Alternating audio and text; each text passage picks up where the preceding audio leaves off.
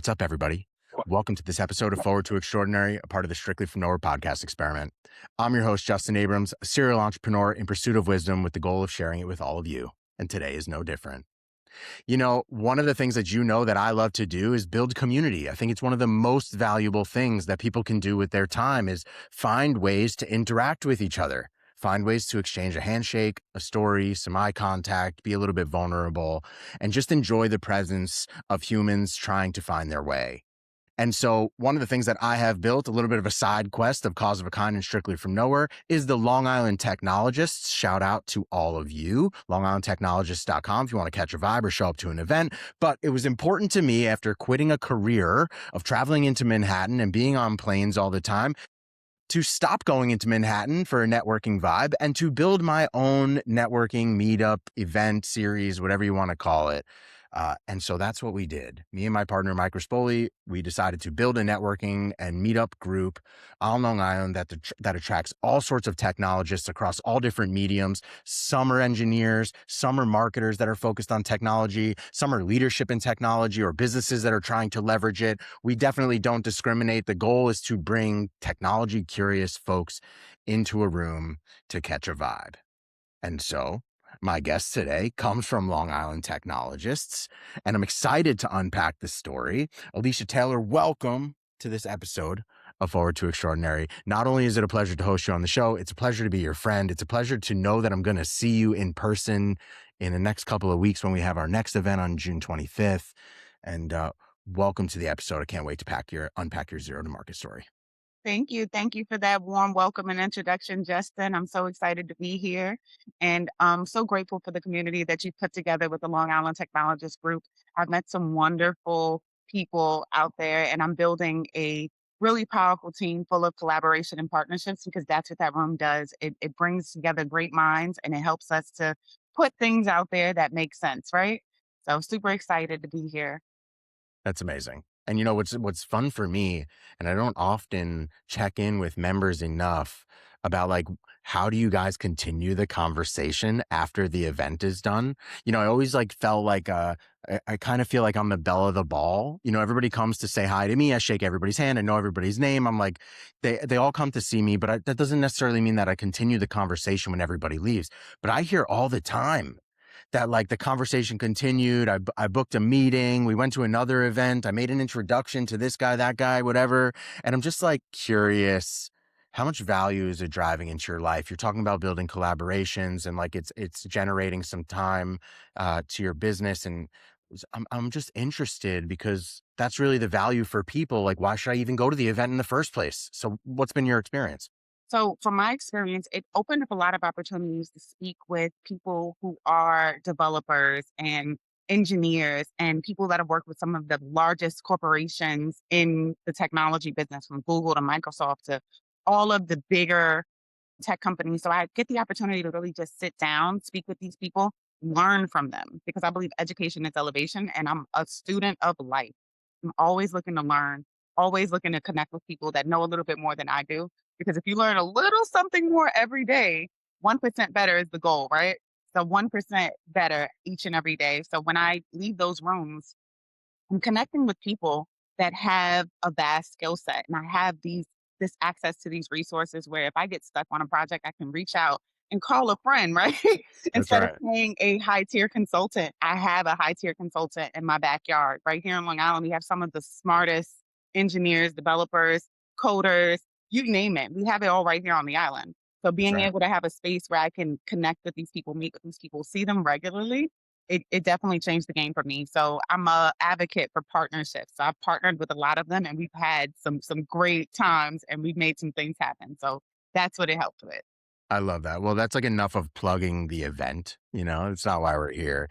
You know, why are we here? We're here because of you, right? You're a founder. You're a business owner. You left a career behind. You're trying to find your way through entrepreneurship. You saw what was happening, the advent of change, especially on the back of AI right now.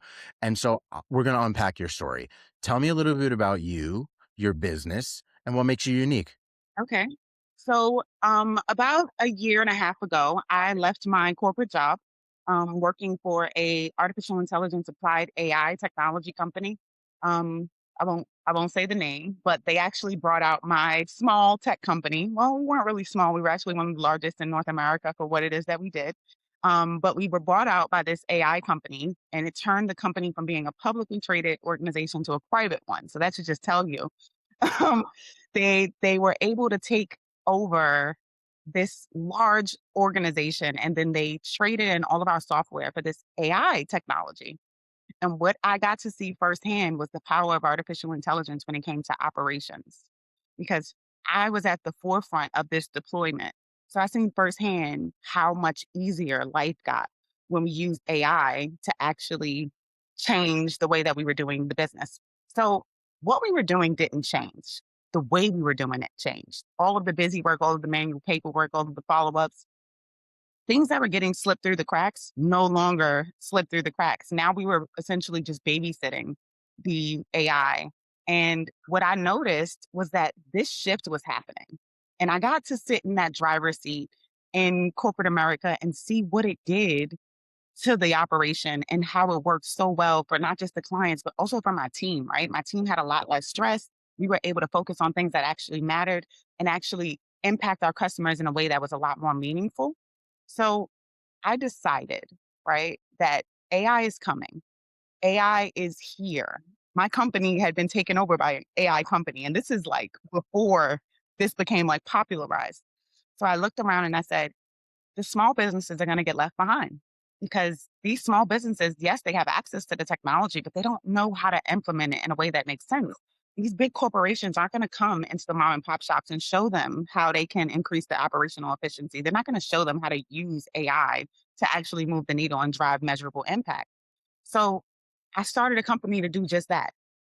I felt like there was a need in this space, specifically within our small business market, because I, like you, I'm very passionate about my community and had seen that there was a need for education within that space. And not just education, but also a need to implement these technologies because they were falling so far behind at the rate of speed in which the larger enterprise level corporations are able to produce. They just couldn't keep up. They can't keep up with the demand. And what was happening is my consumer, our consumer, the world consumer has changed so drastically, right? We're expectant of things that are right now. Amazon Prime has spoiled all of us. We're expecting 24-hour delivery from everybody, including the mom and pop shop. And they just could not compete. They couldn't compare. What was happening was people were missing leads, and then the lead would go over to their competitor. If somebody calls you, you don't answer the phone, right? They're not leaving a voicemail. They're just going to hang up the phone and call your competitor. So Yep. all of these things motivated me because I was like, I want to have the variety. I don't want the entire world to look like an Amazon or Walmart storefront. I wanted to have small business owners be able to make it through this transition. So I created a company that focused on teaching service-based businesses how to implement AI technology into their workflows. That's what I do. So G2G Intelligence is focused on getting people the information and actually applying it in a way that gives them the opportunity to get their most valuable resource, which is their time. That's the one thing that you can't make more of. It's non-refundable, non-recyclable, and non-transferable. Once that thing is gone, it is gone. Every minute, every hour, every second of every day is precious. So I want people to protect that and guard it with their absolute lives because we've been taught to trade time for money when it's such an unfair trade. True. Doesn't scale. It doesn't scale.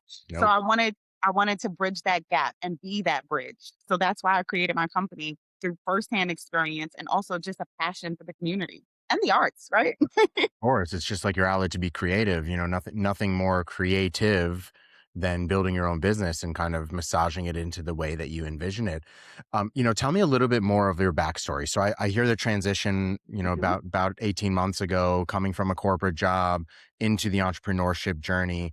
But tell me a little bit about the historical career. Maybe take me back to like what was your first experience with entrepreneurship? Like, was this always the goal? Did you know you were going to get here? Is this just by like mistake and just taking a leap? I'll be transparent. I've always considered myself more like a pioneer, right? I'm a pilot of my own destiny. I'm also a part-time pilot.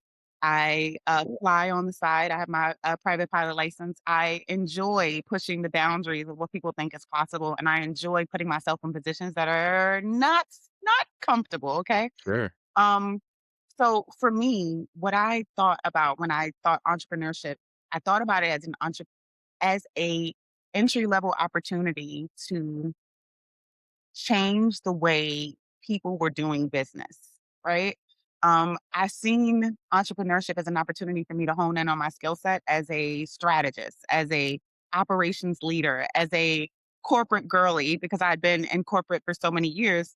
I seen that this opportunity to have this very unique skill set and mold it into something that people can take advantage of or use to their advantage. I think that's a better way of putting it. I wanted to use my life story from when I was in high school. I was doing TEDx presentations and public speaking, working with large organizations, specifically in like the marketing field. I went to an advertising based high school. Shout out to the High School for Innovation in Advertising and Media. There, I got the opportunity to work with a lot of larger companies from Chex Mix to L'Oreal to a lot of the other big box name brands and work with a lot of the advertising agencies in that field. What I learned from that is that you can think outside of the box, right? And being that I was in a CTE school, which is a Korean technical education school, we were focused on the tech side of this business.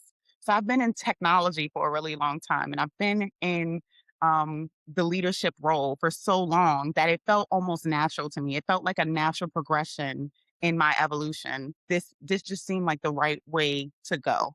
And Hmm. when I made that leap, it was one of the scariest things that I had ever done in my life because I had never quit a job before. I had never resigned from anything. I I had never taken this leap of faith, if that's the best way to say it. So when I jumped, because that's what it was a jump into That entrepreneurship. feels, yeah. It definitely feels like a jump. I was so afraid. And then the reception that I got from the community is what made me feel like I was making the right decision. The way that people received me, the way that I was able to impact people's lives one on one. I've met with so many different community leaders where they're like, "You've changed the way that I do business. You're so awesome because of you. Look at my phone. I've never had ChatGPT on my phone. Look at me now. Like I'm using these tools all because of you." And being able to have that kind of an impact on people, it made me feel like the younger version of me. It made me feel like that little girl again from high school when I was standing on stage doing that TEDx presentation and having those conversations with large groups of people, presenting my ideas, because that's what I was doing. I was presenting, I was articulating myself and showing people that they can do exactly what I'm doing. And for the first time, it just felt like home, if that makes sense. So that's really what kind of inspired me on this journey, the feedback from the community, the reception from the people, and the impact that I was able to drive is what motivates me to keep going. But I think what started this whole thing for me was just curiosity and the courage to take that leap. And I wouldn't have been able to do it had it not been for just grit. Yeah. Yeah. The guts. Just have the guts to go. Yeah. Well, it's not all sunshine, right? Like building a business is way harder than we ever anticipate. There is no possible way for you to create a roadmap of what you are going to do or accomplish or what barriers you're going to come up against. And, I'm always interested in the tribulation.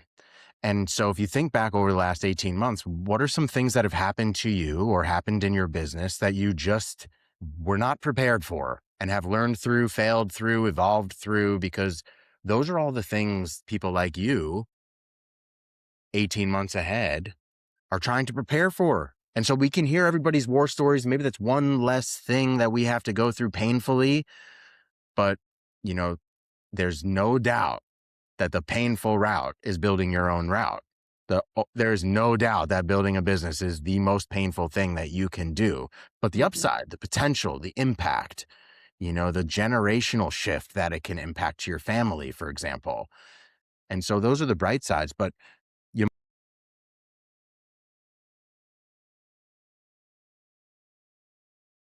Think that the entire thing was a journey that I didn't expect. I couldn't have wrote this down if I had the pen and the pad. I wouldn't be able to like predict where I would have ended up. From the moment that I started, I had to give myself permission to pivot. And I think that's something that is very underrated when it comes to businesses. A lot of us think that, we have it all figured out. the truth is that nobody does, right? We're all learning. This is a learning experience, which is why I say you just try to be 1% better each and every day. But you also have to give yourself permission to pivot, permission to change direction, permission to make mistakes, and permission to learn from those mistakes. So for me personally, I think one of the biggest decisions that I had to make, something that I think is really powerful when it comes to how I've navigated this journey, was being able to know when to say no, right? A lot of clients sometimes they want to pay the least and expect the most. And we're in a very interesting time, being that we live in a digital and artificially intelligent age. And a lot of our business owners don't know how to use this technology, and they think that it's, minute or mediocre. So I fell into a lot of situations where I had clients that wanted to pay the least and expected the most. And I had to learn through these partnerships, collaborations, and my mentors, because I think mentorship is a really big thing when it comes to being a business owner. You have to be not just coachable, but also have a mentor.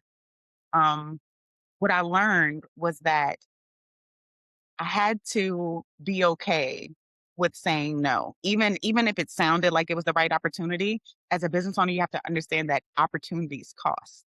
So opportunity cost was a real factor in being a business owner over these past 18 months. I think one of the biggest things that I had to learn was the truth about opportunity costs. Yeah. Like, someone said to me, well, what is this opportunity costing you? As I was explaining a situation with a client, and they put it into a different light that I hadn't considered.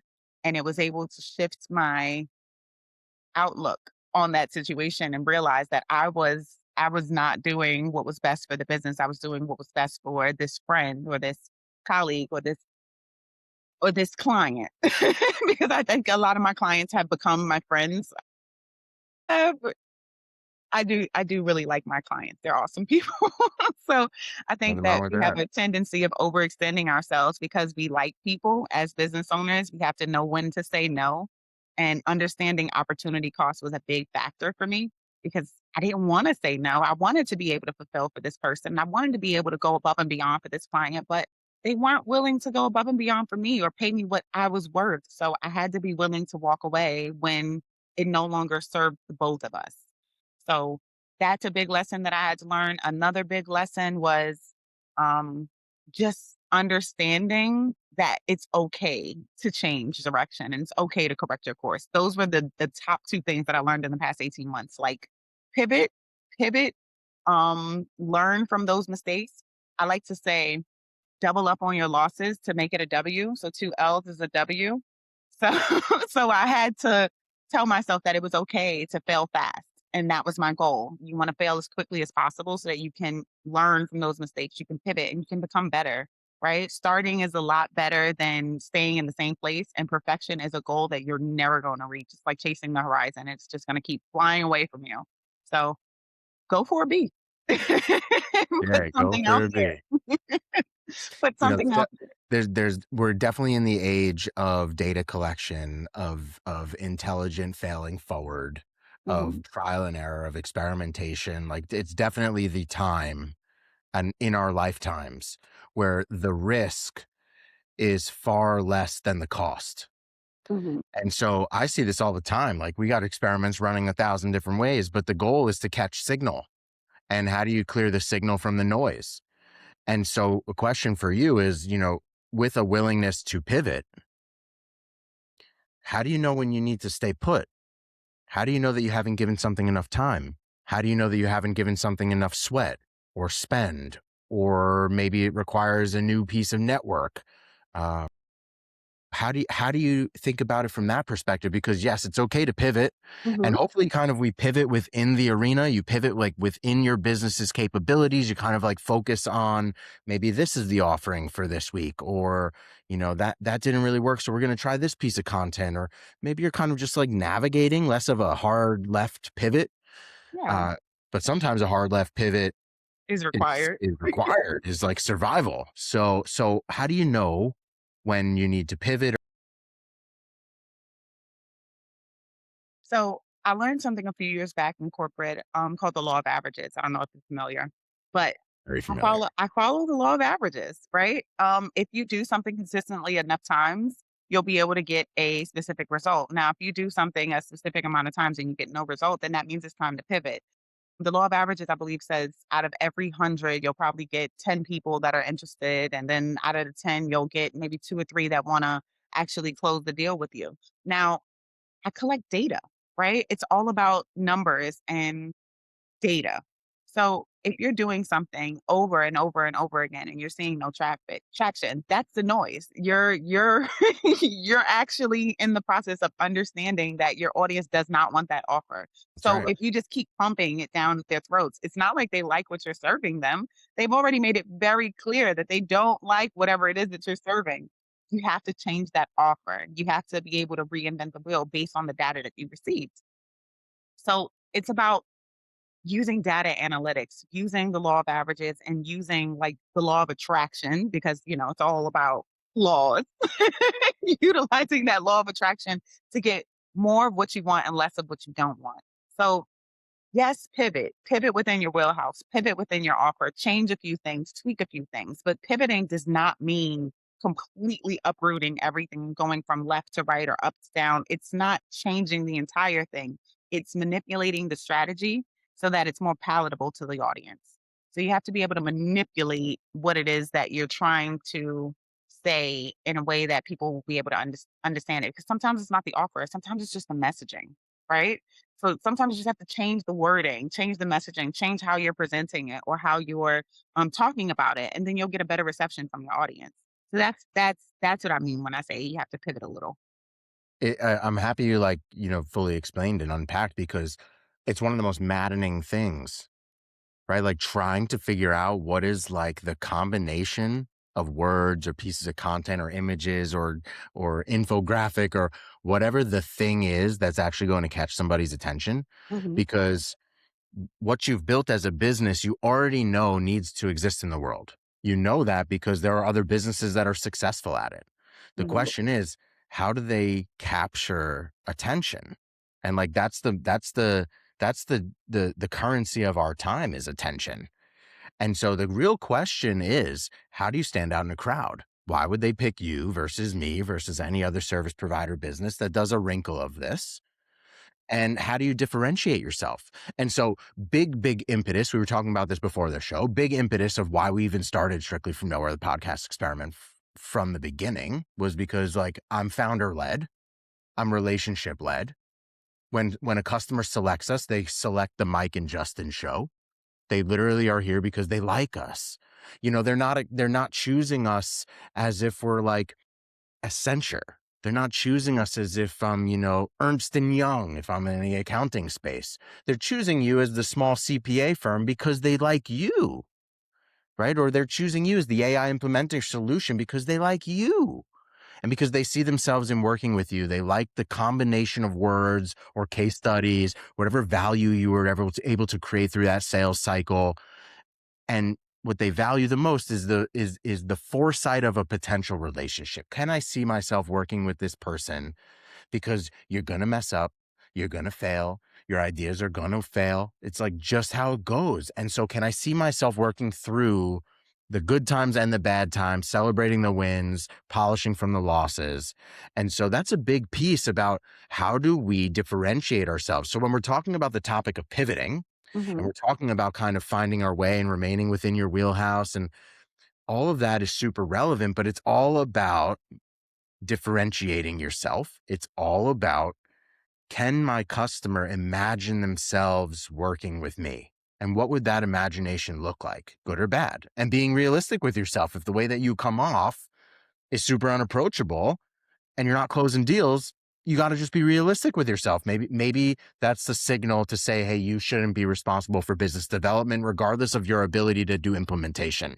Hmm. And so I'd love to hear like a little bit about, being a business owner is a lot about doing it well enough to offload it, understanding the topic well enough to delegate it, understanding the topic well enough to monetize it or to turn it into a service or whatever. And so I'm guilty of that all the time. Like I'm saying, before I hire for that role, before I can sell it as a service, I need to be able to be formidable in it. And so I'm curious, like for you, where does kind of experimenting in your curiosities meet this is the core offering of my business? And so how are you finding your way through some of these side quests? Because if you're anything like me, I got a list of shit that I want to do. And now with AI, I have the agent running right now, working on a side hustle. And not even a side hustle for new business is working on Long Island Technologists. I'm redoing the website. I'm adding new sponsors to it. I'm like, side quest, AI is taking care of that. I'm multitasking while the show is happening, and the show is run through AI. It's So awesome. how do you kind of keep yourself focused on the things that are adding?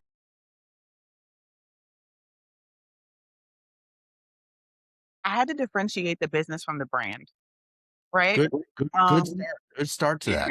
I had to differentiate the business from the brand because, as you know, people aren't buying your company; they're buying you. That's right. So, understanding that I had to be the one with a great reputation. I'm not Morgan Stanley. I'm not Charles Schwab. I'm not some of these other large firms with this long-term reputation. It's your reputation that people are going to be purchasing from. It's the people that know you. It's the people that trust you. It's your credibility and it's your authenticity. So once I stopped focusing on getting the business out there, because the business is a faceless engine. It's not a person. It's not something that shakes hands and kisses babies and goes to these networking events. That's you. That's me. That's you. That's entrepreneurs just like us. So understanding that you are the brand is half of the battle. So once I understood that I had to focus on selling myself, that was a big part of selling the business. People weren't actually buying G2G Intelligence, they were buying Alesha Taylor. Right. They were buying Alesha Taylor. Their trust was in me to deliver under that umbrella, but that's not what they were purchasing. What they were actually purchasing was my skill set, my value that I was going to add to their business. It was me. So understanding that I was the actual brand and then monetizing off of myself, that was the big switch for me because I had to separate those two. I think that a lot of business owners, they get so engulfed in their business that they forget that the business is not the brand. The brand is you, because if you decide to abandon the business today, you still go on. You are your brand. You represent your brand daily. Right now, I'm having this conversation with you, and guess what I'm looking at? I'm looking at Cause of a Kind on your hat, right? Because if you don't represent your brand, your business, nobody will. You have to be a walking billboard for your company. That's right. You have to do your own advertising, your own marketing. That's a part of entrepreneurship. That's a big part of entrepreneurship. So that is one of the biggest things that I would tell you if you were starting out today. Understand that you yourself are the brand. You have to be able to push yourself, motivate yourself, and get up every morning and be the walking billboard for your company because nobody is going to push it as hard as you do. Nobody cares as much as you do. Nobody knows as much about your business as you do. So That's right. you're everything, the start and the finish of that business. So that is the biggest differentiator, in my opinion. Well, there are levels to every game, right? Like to this game in the service business, Mhm. everything you said, I fully support. Everything you just said, I fully support. If you are in hand-to-hand combat, service-based business, I don't care if you're a lawyer, I don't care if you're an accountant, I don't care if you're a software engineer, you're a marketer, you're an advertiser, like what if you could be an HVAC guy, you could be a construction guy. Like if you are in the service business and you are looking to scale your business, you're trying to generate leads, you're trying to build your company. Well, guess what? Yes, everything that you just said, Car spot doesn't run without gas. You're the gas, baby. That's it. Spot on. And there's lots of different categories in this. There's lots of different ways that you can look at this. I'm fascinated by categories like consumer packaged goods. I'm fascinated with brand first businesses too, where the founder is almost not necessary. Like the brand itself has a personality. It's got a persona. It like lives and breathes in its own way. That is a different mission. That is a cash intensive mission because that brand needs to infiltrate the life, the Every sector. existence of the consumer. Yeah. That's different.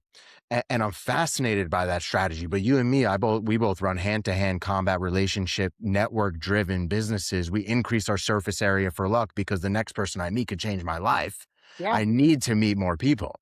That's literally the problem. I need to meet more people. I need to re-engage with the ones that I know, and everybody needs to know what I'm working on today. Now, here's the problem. I've been in business for 10 years. Over those 10 years, what I do for the world has changed. You can imagine how it's changed now with the advent of AI. 10 years ago, I built a clothing brand. That's why I got so much merch. That's why we're so heavily invested in clothing. I mean, I tell the story all the time at Long Island Technologists. The way that your business evolves, it's very difficult for businesses to say the way that I began at inception is how I exist 30 years later. Interestingly enough, I come from a family of entrepreneurs where that is actually what happened. My mom started her business 40 years ago. I'm going to be 38 this year. 40 years ago, my mom started the business. It is the same today as it was back then. She just handles a different load, a different volume, a different customer echelon, a different quality of the product that's produced. But at the end of the day, the core thesis is exactly the same as it was when she began the business. Not everybody's going to be lucky like that, or not everybody's going to be cursed like that. It kind of depends on what perspective you look at. Maybe you're marginalized and like, I can't get out of that niche. Maybe that niche looks like labor and like, this is not my business utopia and I'm stuck and I'm unemployable and like whatever. There's a dark side to all of that too. And so what I find really cool, I always talk about this topic of business utopia. I've created the business that I just want to perpetually work in. It doesn't necessarily mean that the thing that I'm slinging today, June 3rd, 2026, is the thing that I'll be slinging June 3rd, 2030. It That's may it. change, and Yeah. I'm cool with that. And I never really thought that we would be in the position that we're in right now on the advent of AI. I really thought that we'd be in like this differentiated labor force. I really thought that like I didn't really see this one coming. And so I don't know what's next. All I know is that like it keeps me excited and it keeps me evolving and it keeps me interested in meeting people just like you that also have a very similar mindset. Like I'm open to being a yes man. Right. I find the client first. I find their interest. Of course, I can solve for that because I'm network rich, because I have AI, because I'm intuitive, because I have skills. There's nothing I really can't do. You ask me to go build a house, I got you. Might not be me swinging the hammer, but I guarantee you I'll put the team together on budget, on time, and profitable because that's just what it takes to be an entrepreneur. And so I, uh, I love the conversation that we're having. Often these conversations bring up something after the show. I always find it in my debriefs with my guests. They're always like, "Oh man, I wish we would have talked about that." So now's that time. What comes to mind after our conversation for today? No stone unturned. What comes to mind? What comes to mind is I know that a lot of people are just starting, right? When it comes to starting a business, there's no roadmap. There's no follow this yellow brick road. This is how you do it. This is where you start. And with artificial intelligence, we have so many different tools, so many updates, so much technology that is coming out. It's difficult to keep up. And what I'm learning is that there's not a real place for people to figure out how to do it, right? So I wanted to explain to you that there's a need for your community, Long Island technologists. And it's inspired me to build a new community, a digital community that helps business owners figure out how to use AI in their business. It's so much going on. There's like 47 billion different tools happening all at once. We need to know where to start, what to start with, and what's actually going to inspire us to move that needle forward. That's what I wanted to tell you about. Like G2G Intelligence has its own academy, completely free, of course, where I'm giving out step by steps of how I built my business, what tools I would recommend using just to start it out, and like a playbook of how to actually use AI to move the needle. There's so much going on. A lot of people are just using ChatGPT like a glorified search engine right now. Yeah, So right. we got to figure out how to actually make things work for business owners. So that community, just like Long Island technologists, needs to happen. So I want to be the one that helps business owners figure out how to use AI within their business. And I'm creating that community right now. Well, I love that, right? Like, I think the world is, you could see these platforms popping up all over the place. If it's like a Kajabi or a school.com or like whatever, like the need for community, even monetizable community, For sure. so rich, so vast, it leads itself to what we were talking about before, which is like distribution is king. If you're educating people and providing people with value, you become the belle of the ball. You become the resource that comes top of mind when they're thinking about getting them through that moment. I find what you're saying kind of interesting. And, in giving value, in giving coursework, in like helping people through that moment, in kind of like demystifying or breaking down the fear of kind of going all in. You're creating a version of yourself that you probably couldn't have even imagined years ago. And so I encourage you to do as much documenting of this journey as you possibly can, because I think what people are really going to be most interested in, and this is kind of my sauce too, the story that we have of finding our way is darling. It's like what people really want to hear. They want to hear what you did, not whether you made it or not. And you see this on display a lot. Like one of the channels that I follow substantially is School of Hard Knocks. And while he's interviewing the most successful people in the world, that's like irrelevant. That's like, sure, that was your barrier to entry. You had to be successful to be on the show, but the show has nothing to do with that. It has Mhm. to do with like when shit was going wrong, your faith was unshakable. It had to do with like when I had to find my way, I'm like at the deal table and the deal dies. And the morning that it was supposed to close, what did you do? I got back to work. I fired half the staff. Like the tough decisions, the hard calls, the things that we need to do in order to survive day to day through business. That's the juice. That's like the stuff that people actually really want to learn. So it's less about the playbook, because you didn't start your business how I started my business and vice versa. And there's no two businesses that are built the same through the same circumstance and yada, yada.